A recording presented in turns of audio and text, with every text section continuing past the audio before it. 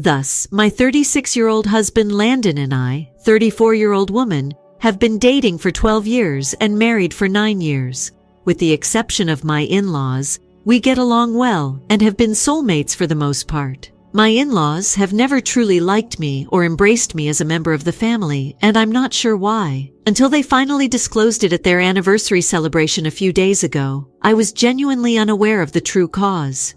Nevertheless, I should give you guys some background information about the kind of circumstance I'm in before I go into that. Landon fits the description of a house husband. After a year of marriage, we came to the realization that my income was significantly more than his. My dad indicated that he wanted to stay at home taking care of household tasks since he really hated his job and felt that it was a waste of time, even though I was working at his electrical appliance business and training to take over once he retired. I considered it to be a significant choice, but I was cool with it too, as long as he was cool with it. For the past 8 years, we have remained true to the decision that we made together. I have been our company's CEO since my father retired nearly 6 years ago. And not to brag, but I have a large income. Both my hubby and I are content. I'm not sure why anyone else would find that objectionable, but my in-laws had believed for whatever reason that he was the family's main provider. To be fair, we had never really told them about our circumstances, but to be honest, that was just because Landon knew that my in-laws, who are very traditional and old school, would go insane if they found out that he was a house husband and wasn't really working. He added that he didn't want to take the time to be honest with them. As a result, we had never informed them of the circumstance, and they were unaware that he had been unemployed for the previous 8 years. We would act as though he was still employed by his former employer whenever we saw them, avoiding specifics and quickly shifting the subject when it came up, because we didn't think it was significant enough to bring up. We were glad that we were able to steer clear of many awkward and pointless exchanges in this way. Furthermore, they already didn't like me. After Landon and I were married, I didn't want to worsen our situation by informing them that I was the one who worked and brought home the money, while he stayed at home and took care of the household. Now, I know a lot of you are wondering why, in spite of the obvious fact that they didn't like me, I continued to make an effort to get along with them and stay in touch. Even though Landon has shown regret to me multiple times for everything, we were unable to simply take them out of our lives. And the reason for it is that Sheila, my mother-in-law, has battled 2 different forms of cancer over the last 8 years. She was first diagnosed with skin cancer and then brain cancer a few years later. She is a really fortunate woman who has survived both and is currently in remission. But we simply lacked the will to break things up after everything she had been through. Not only that, but in the last 4 years, my father-in-law Barb has suffered from 2 heart attacks. I suppose you guys may appreciate our situation and the reason we were unable to break up with them despite their strange behavior around me. They weren't as unpleasant or impolite toward me as some other in-laws have been. However, they were usually quite chilly toward me while I was around, and everyone in the room could see it. Landon and I had first met their family when we were dating, and they had seemed a little strange. However, they became even colder and more distant after we were married. But because of their situation, I chose to accept it and go on because I didn't want to be the one to tell Landon to stop seeing his parents because they were acting strangely around me. For that, he was very grateful to me. I would even try to help them financially whenever I could, since I really felt horrible for them. Because I had lost my mother to cancer a few years before I met Landon, I did not want to make things worse for them. Since they are both retired, they occasionally asked Landon to assist them with costs that needed to be paid. Since Landon didn't exactly have any money, I would usually write the check, but I would always make it appear as though it was from Landon and me, because we didn't want them to know that Landon wasn't working. If it was just me, it would seem a little strange. For the previous 8 years, all of their experiences, including events, trips, and lavish activities, have been made possible by me. Therefore, I would assume that they would be a little appreciative because, despite their claims that Landon and I contributed to their finances, I still feel that if I was involved, I should have had some recognition, but I've never had any difficulty getting along with them. In order to commemorate their 40 years of marriage, I recently planned their anniversary celebration. Of course, that's because Landon and I planned the whole thing, right? Still, I was involved in it, I therefore assumed that they would be appreciative of me. But they chose to give a speech at the party, and it was really offensive. And I believe that relationship-wise, there's no turning back after that. I made some corrections in return that I believe were long overdue.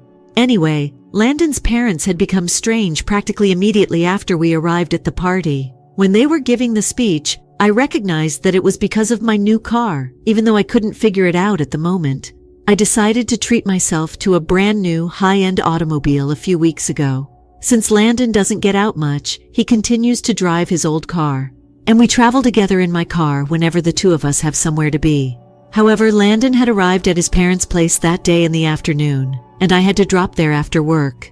We had arrived apart, and as I had driven there on my own, I suppose it had gotten under Landon's parents' nerves when they were asked to give a speech on the anniversary. They announced that in addition to commemorating their 40 years of marriage, they also wanted to use the occasion to discuss a problem that had been bothering them. Subsequently, they turned to face me and expressed their desire to stop me from taking advantage of their son, claiming they truly did not like it. They had kept quiet about it for years, believing that I would eventually change. However, despite the fact that it had been nearly 9 years and would soon be 10, I had not altered my behavior. Then they talked about how their son was still driving an old automobile and that I had bought a new car, which I did shamelessly with my husband's money. They added that they did not find it surprising that their kid dressed so modestly and that I was constantly decked out in high-end labels, which they perceived as an excessively blatant demonstration of my utter dependence on my husband. They'd had enough of keeping quiet about this, and now they intended to publicly confront me about it in order to show me that I was being a gold digger. I lost it entirely after that speech since everyone was staring at me. It was one thing to be chilly toward me, but it was unacceptable to publicly humiliate me in such a way. I made the decision to take command of the event. I then continued with my own speech, explaining everything. And ever since, we've been incessantly bothered by Landon's parents, who believe we made a fool of them. For the record, Landon himself is fine with everything I said, since he understands that it is the truth and will eventually come to light. Nevertheless, after they finished their statement, I stood up on stage, and they attempted to silence me by arguing that I didn't need to argue them at that moment. However, I responded by telling them that not only was it necessary, but it was also crucial that they listen to me.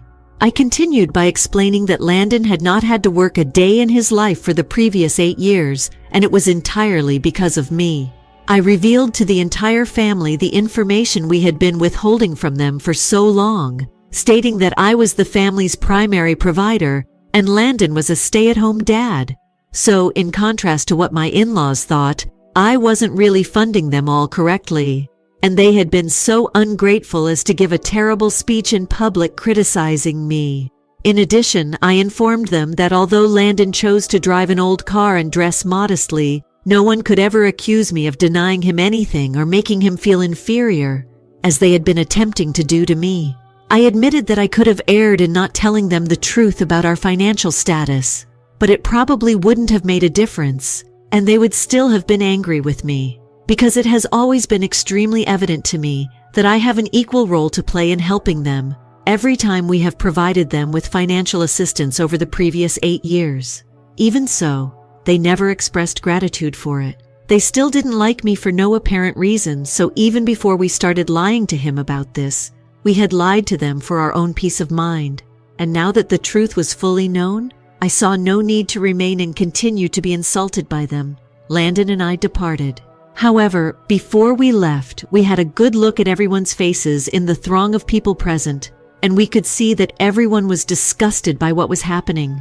After all, we had been living with these lies for the previous 8 years, so when we arrived home, it was as if a weight had been taken off our backs, and we no longer had anything to worry about. However, Landon's parents called him the following day on Earth to inform them that everything that had transpired at the party was completely incorrect. We had assumed they would at least try to make amends or try to work things out, but instead they stated we were terrible people for lying to them for such a long time. And worse, I was a horrible person for dehumanizing them and portraying them as uncaring parents with that speech. First things come first. I don't believe I conveyed any impression of them. I just presented them with a mirror. I may be in agreement that we were wrong to lie, but really, was there any other option available to us? They would have undoubtedly made our lives a living hell by persistently inquiring about our predicament and pressuring Landon to find employment if we hadn't lied to them. Because of their sicknesses, he wouldn't even be able to cut them off. And if we had, we would have gone insane with remorse. Because they had already come to despise me before we did anything, I can still justify the lying part. But even though they knew that I was also helping them out financially when they needed it, I still don't understand why they had always disliked me. Because my name was always on every check we wrote out to them, in addition to his. They tried to return the conversation to how we had lied to them and for them for years when Landon asked for an explanation for that. They were at a loss for words. We had made everyone they knew despise them very immediately after that speech. However, Landon urged that they explain us why they detested me so much because, at this time, they knew that I had been heavily involved in planning their anniversary party and had communicated with all of the vendors and suppliers. They had thought that we would divide the expenses of planning it, and they were able to verify that I had been in contact with every vendor. Even so, it was insufficient for them. Thus, despite all that I had done for his family, his parents continued to harbor animosity toward me. He was uttering all of these words. However, just as I was sitting a few inches away from Landon, I heard screaming from the other end, and her mother was screaming so loudly that I could actually hear her. She claimed that we had been deceiving them for years and that she would never be able to accept it. She was disgusted with both of us, and now everyone in their life hated them because of my speech. She hung up, and since then, they have been messaging him frequently, insisting that we let them know how much money they owe us since they don't want to accept any kind of favor from me. Since their son was assisting them, they wanted to return everything I had done to help them up to this point, even if it meant selling everything they owned. However, since I was a liar, they did not want it if it was me. I'm now feeling strange about the whole thing, and I feel terrible for lying to my in-laws about my husband's employment and revealing the truth in a speech at their anniversary celebration. First update. Hello. After a week of the party and land, I made the decision that it would be best to just block my in-laws and move on, as there is obviously no point in continuing to communicate with them. They simply want an excuse to despise me, and there is no logic involved in our relationship. They don't like me at all. I still think that we probably shouldn't have deceived them for so long since it left them feeling incredibly deceived. However, I don't believe that telling them the truth would have improved our relationship. We hadn't lost contact with them yet, because I didn't want to take their boy away from them, and I felt horrible for them for having to cope with so many health issues. However, Landon has now had enough of them. Ever since the day of the party, he has apologized to me every day, claiming that it was all his fault. However, I informed him that he is not accountable for his parents' deeds. Many of his family have also been in touch with me to express their support for me and to let me know that my in-laws' actions during the party were unacceptable. My in-laws are a solitary pair, so to be honest, I wouldn't say that I feel good about most people cutting them off. So I'm not going to support it because I still have a heart. No matter how I have been treated, I can't wish harm upon somebody, but I'm not going to go out of my way to discourage that either. It's people's personal option whether they choose to cut them off or not, and I'm not going to meddle with that. Anyway, all of this has really ruffled my nerves, and I just want to stop thinking about this and get on with my life. Landon and I are planned on taking a little getaway to get away from all of this on the weekend. There will be at least one positive outcome from all of this commotion. We will not be able to use this as a pretext to run away from the world and take some time to reflect about everything. Update 2. A few days prior, Landon and I had blacklisted Bob and Sheila on all platforms. We took every precaution to ensure that they couldn't get in touch with us. And yesterday, we set off early in order to have a quick excursion to the beach. However, I was willing to wager my whole bank account that Bob and Sheila had to be the ones attempting to get into our home after setting off the alarms when I received the call from the alarm company. I entered into those security cameras to watch the video as soon as I got that call. Naturally, it was them as well. Before they attempted to enter by other means, which they accomplished by pulling the craziest thing, we discovered that they had been waiting outside our door, banging the bell for over 15 minutes. They took bricks with them, perhaps just for this purpose, and used them to break out the glass bay window in our living room. It was a quite expensive door to have built in the first place, so I took note of that in case I needed to sue them later and get my money back. They were incredibly daring to try that, especially considering their age and the conditions. Anyway, following that, they entered and were still there when the alarm company called. As I was watching the video, I concluded that they had to be still inside our home. I made the decision to phone the police right away. In addition, I told my neighbor, who happens to be one of my closest friends, what was happening. And the police showed up in 30 minutes and removed them off our land. The DA now has the authority to determine whether or not they will face charges for this. Given their advanced age, it's likely that they won't be, and will instead act like senile or anything else. That said, I was genuinely irritated by what they did. We need to replace the broken glass as soon as we get home, but for the time being, I've been in touch with my neighbor, and she was able to arrange for someone to install a temporary one that is considerably less expensive than the original. And pay attention to what I say. I will see to it that Bob and Sheila pay back the money they have caused us to lose.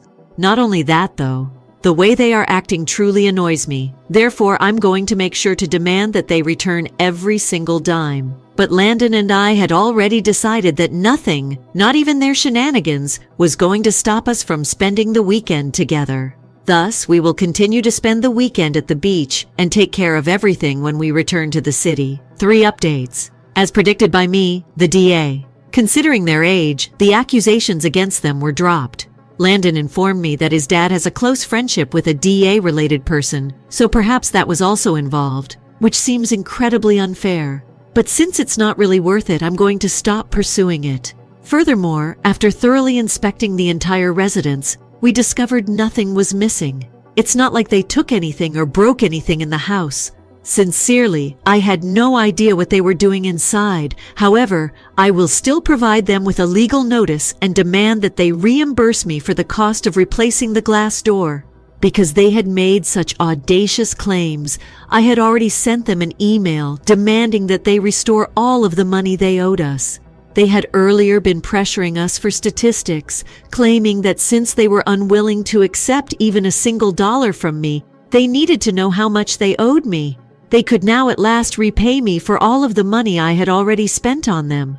We did the math and found that they had amassed about $80,000 over the previous 9 years. As a result, they owed me money until they could pay me back in full. Even though I felt horrible about it, I don't think they deserve my sympathy in light of the break-in situation. I believe I'm doing it fairly late thus far, but even Landon has acknowledged that I'm doing the right thing. Even though I've always made an effort to be giving and kind, some folks simply don't deserve it. My attorney has advised me that they will be responsible for paying for the replacement of the glass door because it is evident from the video that they were the ones who damaged it. However, because there was no contract or other official document that would have provided proof, he is unsure if we will be able to recover the remaining funds. That could be a little challenging, but I'll just email them again and again until they finally agree to return it to me.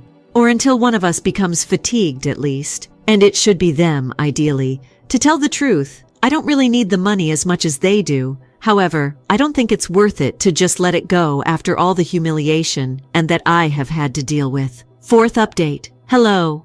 So, a few weeks ago we sent my in-laws with a legal notice demanding that they pay the money owed for fixing our home's glass door. To be honest, the process was pretty simple, and in 2 weeks we were able to reach a settlement during which they fully reimbursed us. It wasn't actually having to see them that was the toughest part, and we had to behave properly throughout the conversation that followed when we saw our lawyers.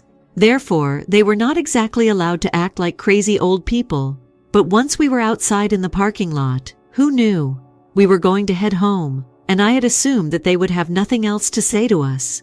I had traveled there in my car with Landon, that new one, you know, and naturally I should have realized that they were having a lot of trouble with it and assumed that I was just trying to show off how wealthy I was. Sheila approached me directly, with Barb standing behind her. She spat on the ground next to my feet and begged me to go immediately away, saying I would regret staying, and it completely threw me off surprise. She continued by saying that I deserved this for embarrassing them at their party, since no one desires to interact with them at all these days, and I'm entirely to blame.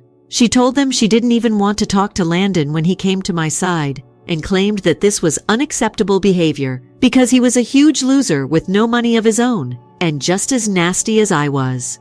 Thus, he lacked the authority to speak.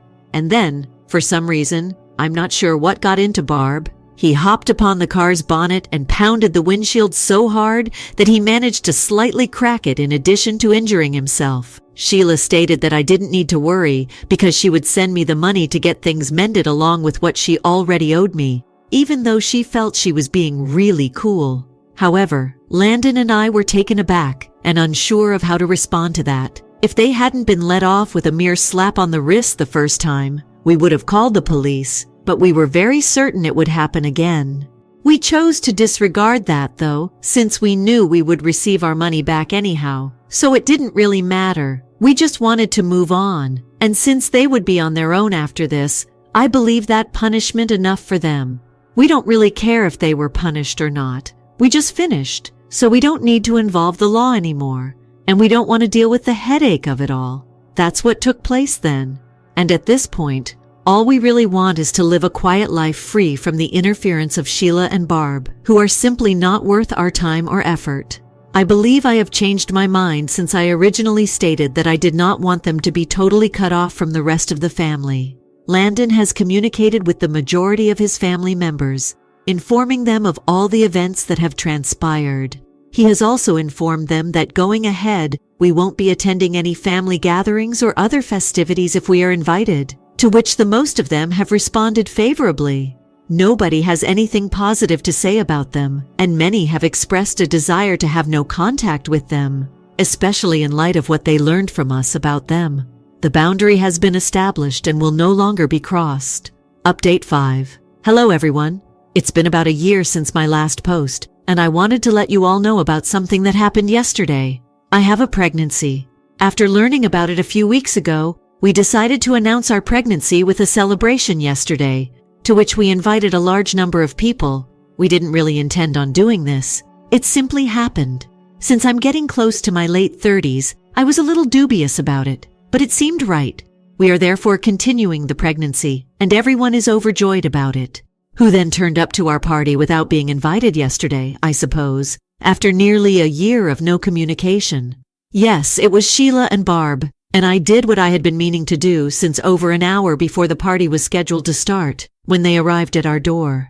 I spat on the floor, urged Sheila to get lost, just like she had done to me a year before, and slammed the door when she expressed her desire to move on from everything and start over, now that she was going to be a grandma. After that, they continued to ring the doorbell for a few more minutes, but I answered it and warned them that if they did not leave, I would call the police again and I would not get away with it this time.